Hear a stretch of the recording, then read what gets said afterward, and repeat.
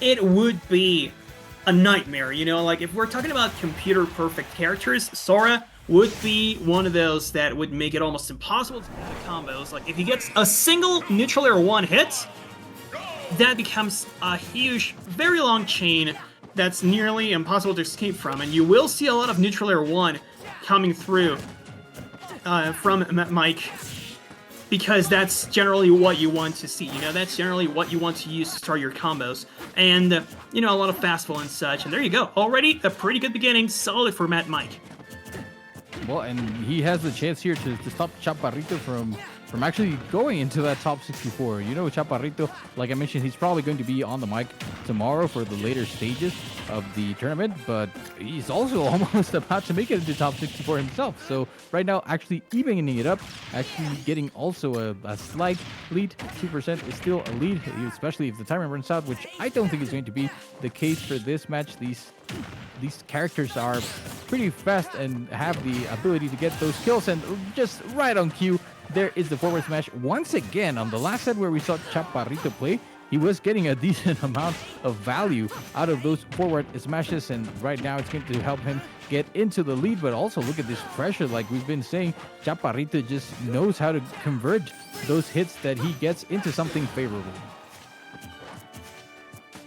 I mean, Chaparrito has been, at least from the set we saw before against that one villager, he has shown, a pretty good mobility overall. Like, I do like how he goes in and out, trying to bait something out of this Sora, and we have not seen him succumb just yet, even at such a high percentage, Sheik being so light. It was only this backer that finally took one of his stocks away. But still, he's gonna keep on going with that same offensive, this time claiming the claiming the percent lead. Not a huge one, but like we always say, solo stocks in Ultimate generally start at around 60, 50. So already this is the true beginning of Sora's stocks, and Chaparrito is going to try to keep him at bay. Unfortunately, they're whiffing a few options here.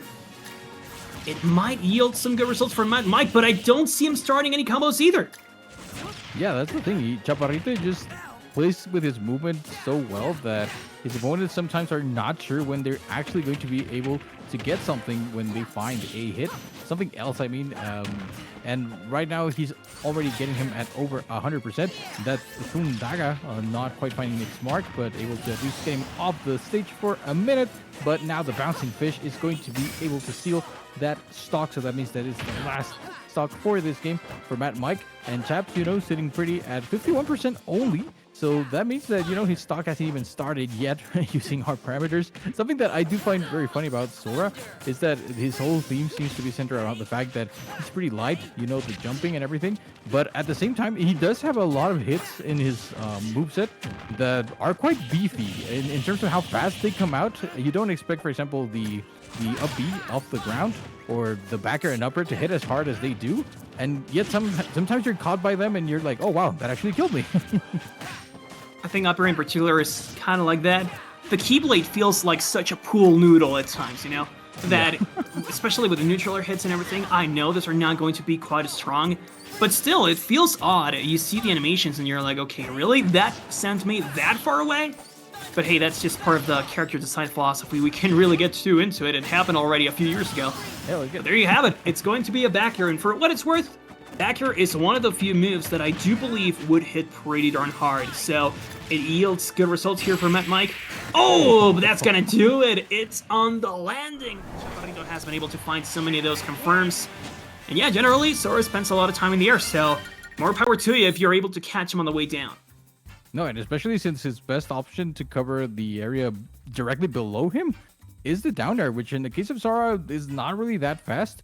And Sheik's up smash, and along with pretty much everything about Sheik, is really fast. So he just, instead of sliding into his DMs, he just decided to slide right where he was about to land and just get him with the diamond cutter. So that is going to be game one for Chaparrito. And honestly, didn't look like he was struggling too much. He did get put down to his last stock. So, you know, there is, again, the potential for Sora to actually win the game. But Chaparrito is looking a bit more solid than Mad Mike did. So if there is any changes to the stage, I do like that blue skin from Sora a lot. but it's a small battlefield once again where we're heading off to, and already Chaparrito just closing gap immediately and starting to pressure. Pressure will continue to build. You know, that is the name of the game here for Chaparrito. Like, he does have the kind of character that can consistently put up just that kind of pressure in your face. But you know, what I like from Chaparrito is that he knows when to disengage. Like, there is no reason to keep on pushing a percentage combo or just a very long string if it's going to put you in a bad position. So when it's time to yield, he does know when to back down. But unfortunately, this time he backed down, and it gave Mad Mike a chance at more stage control. So I think we're going to see more of that here. Oh no, but Mad Mike, like I said, every time he lands, that's when he is at most danger, at the most risk. Because the strong up smash might be what settles things down. Up tilt here, and oh, there's the side B. I don't think we saw that too often. It's usually a bit of a recovery tool. Very few times do you see that move being used on stage. And right there, he almost barely avoided getting hit by the Tundaga, this time diving down a bit lower. And the upper, like I said, is tricky, knowing when that is actually going to kill you. But this time he didn't. I don't feel like he connected the sweet spot. And the percent was still not as high, but now they're both in that 100% territory, and the upper, again, not being enough. But Chaparrito is able to get him off the stage, looking for the bouncing fish, and oh my god, again, no tick to Jesus. Chaparrito just stops doing that, back carrying his opponent into the stage, and see if they react. And now a nice parry. Speaking of reactions, that is going to make sure that he's put on the ledge. Again, the grenade, and he does that a lot. He will throw the grenade to hop in, and then immediately rapid jab just to catch his opponents, trying to escape the pressure. Escaping the pressure is the name of the game here for Mike. Still not a stock, though. And those up airs that we've talked about, they have been consistently coming out, but they do not yield the greatest results for him. Mike, by the way, a Monterrey local, and he is trying to put up his best face against the organization local Chaparrito, because he is part of the founding members of Delfino Raza. It does, however, seem like he has the upper hand in stage control and in the edge guard, but there's a recovery. The long recovery of Sora. Still not quite enough, but look at how far the grenade goes. Trying to go for a second one and getting the tech this time. Mad Mike is back on stage and in the center of that, trying to extend as much as possible, but it's not a long-lived combo. Oh my god. Chaparrito going so far with it. And Chaparrito just bouncing in and out, and especially again trying to bounce him against the stage, able to actually get that, but this time the lack of attack was not deadly for him. Still, he's already at 150. That means that he has the full rage to work with, but at the same time, he's got a Sheik to catch, so it's not as easy. We have been seeing how those grenades have been doing their job of not making his recovery any easier.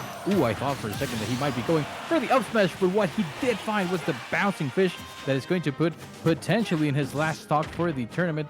Mad Mike now really struggling and just running out of time. The grenades, again, he's been going full sniper mode, trying to just keep pestering him with these grenades, able to finally grab the ledge, and the up air, the aggressive option, just put himself back there, and oh my god, he just went for it and he got it. Just swing it, man. Sometimes that's all you need. Just go for the swing, and it seems like Chaparrito is gonna respect him a little bit more whenever he's in front of him, maybe. But, you know, he's still trying to start those combos in the air. There's the couple of forwarders hitting him, and the up tilt will do no good for Sora this time. Mad Mike taking a ton of punishment here. There's a grenade once more. And I'm not sure, man. I don't really see Mad Mike landing too many hits anymore. He is consistently trying to get himself away from Chaparrito's might, but the Keyblade is doing no good. Oh, look at that. The Ice Saga might just do it. Sorry, the Blizzaga. But nope, seems like the extensions are pretty much done for. This is going to... The upper finishes it. 2-0. Yeah, we got low shoutouts to chat right there saying that this is a bad matchup for Sora. And you can pretty much just see how Chaparrito was capitalizing on controlling center stage. I think that he recognized that his character was fast enough to make sure that Sora didn't feel comfortable landing at any of the space in front. So Chaparrito could just keep him at bay. He could keep pressuring with the grenades and making sure that